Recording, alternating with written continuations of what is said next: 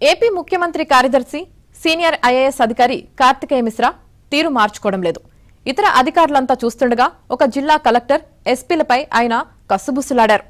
అంతేకాదు ఎలాంటి బూట్లు వేసుకోవాలో తెలియదు అని చిన్నబుచ్చుకోవడంతో పాటు కలెక్టర్కు కొరియర్లో షూ పంపి మళ్లీ అవమానించారు.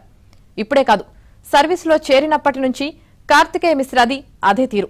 కింద స్థాయి సిబ్బందిని నోటికొచ్చినట్లు దూషిస్తారనే పేరుంది.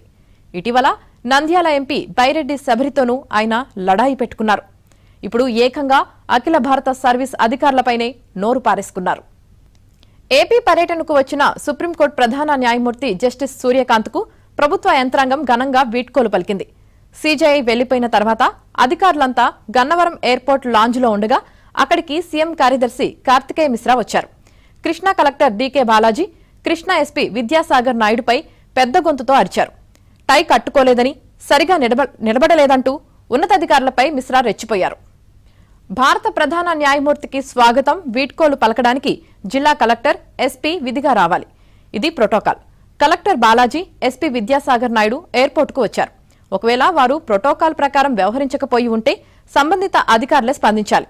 సీఎం కార్యదర్శిగా ఉన్న కార్తికేయ మిశ్రాకు దీంతో ఎలాంటి సంబంధం లేదు.